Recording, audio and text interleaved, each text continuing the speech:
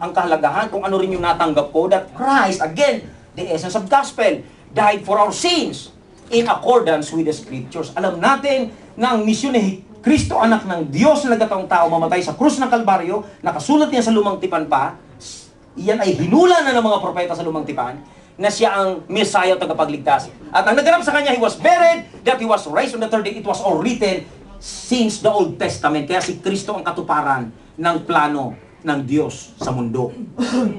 Walang ibang nabuhay na ganoong naranasan ang naranasan ni Kristo. Kaya si Kristo ang fulfillment ng lahat ng prophecies sa Lumang Tipan. In accordance with the Scripture. Yan ang sabi ni Pablo. Now, alam niyo po ba, mahalaga maunawaan po kasi natin ito dahil ito yung pinangangatawan nating conviction or faith kung bakit hindi rin dapat tayo mabahala.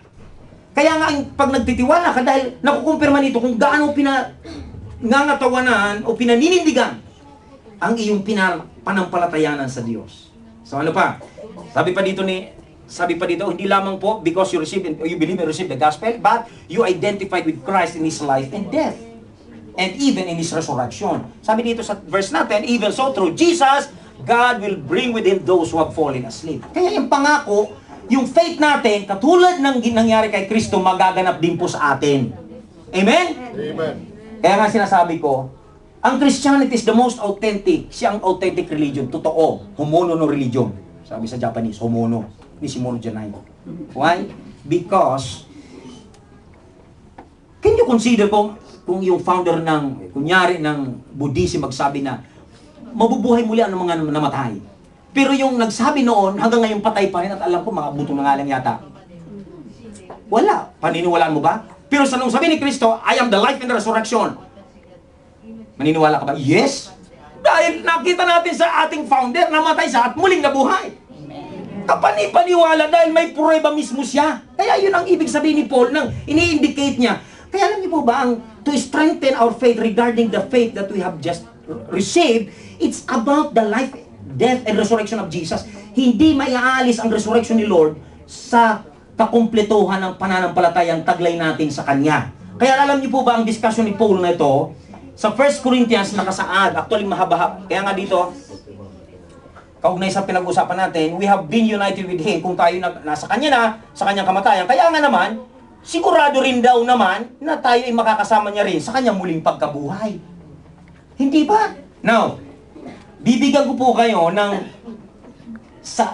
nung binasa ko po ito actually at inanalisa ko po itong talatang sinabi ni Pablo regarding ng defense niya sa gospel, ang logical defense ni Paul. Tingnan po ninyo. Ulitin ko, hindi maaalis yung katotohanan ng muling pagkabuhay sa gospel o sa pananampalatayang niyayakap natin. Ano ang sabi ni Pablo? Ganito ang kanyang logical defense of Christ's resurrection in connection with our faith. Okay? Ang sabi dito, Christ's resurrection confirms that, number one, matatagpo po natin 1 Corinthians 15:12 to 20 yan. Pero po, sinamaris ko sa inyo rito for the sake of, mapabilis. Okay? Una, there is resurrection of the dead. Kung ano po? Kung, sabi natin kanina, nagkukumpirma po ang resurrection ni Kristo sa katotohanan. Una, may resurrection din ang mga namatay. Oh, bakit sabi ni Paul? 12 to 13. Now, sabi ni Paul, if Christ is proclaimed as raised from the dead, how can some of you say that there is no resurrection from the dead? Di ba? Ito yung logic na sinabi ko sa inyo kanina. Sinasabi natin na buhay muli si Jesus. Bakit may mga, ibig pa lang sabi, nung panahon din, may mga bulaan din ng tuturo na hindi na mabubuhay uli na namatay. No? So kaya, sinasaway ni Pablo at kinukorek niya ang paniniwalang yun. Hindi. Pinipreach natin na buhay uli si Kristo. Paano ang iba sa inyo nagsasabi, hindi mabubuhay ang mga namatay? But if there is no resurrection of the dead, ito sabi ni Pablo pa, kung wala talaga muli pagkabuhay, this sana, hindi rin nabuhay si Kristo. Di ba? Maliwanag? That is logic. Amen? Ano pa? Pangalawa, in defense of resurrection of Jesus, sabi ni Paul, ang kahalagahan po ng muling pagkabuhay, ganito, there is value or use of our preaching. May halaga. At gamit po ang paghahayag natin. Kaya nga po ako pinagpapawis, nagagalaitin, pinagsisigawan ko si Kristo. May halagang sinasabi ko. Why? Yung kaugnay sa pananampalataya natin kay Kristo sa gospel. Sabi ni Pablo ganito, and if Christ has not been raised, so kaugnay ng muling pagkabuhay ni Kristo, then our preaching is in vain. Wala kanyang saysay yung paghahayag natin. Hindi ako tayo dito. Ano ka, kalukuhan, naglulukuhan lang tayo dito? Kaya ako nagagalaitin dito, pinagpapawisan, sa init, ewan ko bakit biglang uminit. Dahil nabatid ko at tanggap ko sa puso ko ang katotohanan na ito ng muling pagkabuhay ng Panginoon. Ang pagpapahayag natin ay hindi po mawawala ng saysay. Our preaching is not in vain. No? And even our faith. Kaya ang pananampalataya mo, hindi sayang. Amen? Sabi mo sa katabi, hindi sayang kapatid. Ang pananampalataya mo. Baka kasi iba sa inyo dito, na-influensyan lang dito. Born again ka ba? Oo, bakit? Yung kaibigan ko si born again, at sasama-sama ako. Kaya born again na rin ako. Hey! The faith that we're talking about is our faith in Christ. That Christ is our Lord, Savior, and Master of our life.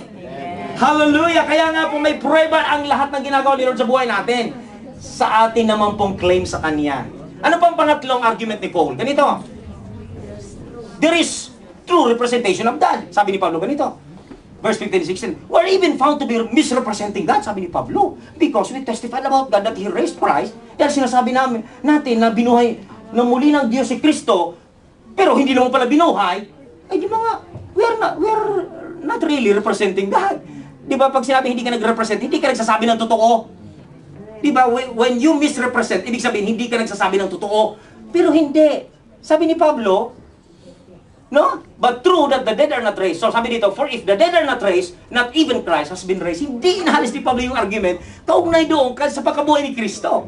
Kaya nga maging yung ating pagsasalita, pagsasabi na may muling pagkabuhay at pinagsisigawan ko na mabubuhay muli ang mga namatay, natutulog lang tayo. Bakit? Yun po ang nakita nating ebidensya dito. Alala ko tuloy. Sabi nung nagkaibigan, Bisaya ka man doy. Sabi niya, Diyo, anong ebidensya mo? Joke lang yun natin sa mga kapatid natin na mga nagaling sa para buhay mo lang. Ba't napasingit pa yun? Kasi pinag-usapan natin yung ebidensya. No? No, the dead are not raised. For if the dead are not raised, not even Christ has been raised.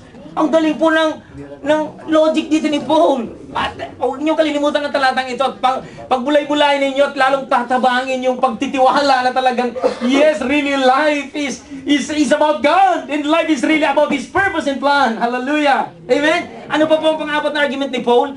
There is hope in our faith and true forgiveness from our sins. Matindi ito, sabi pa ni Paul. Bakit sabi sa 17? If Christ has not been raised, your faith is futile. Walang saysa yung faith mo kung hindi talaga nabuhay si Kristo. And you are still in your sins. Ito ang matindi pa roon. Hindi totoong napatawad ka. Alam niyo ba muling pagkabuhay?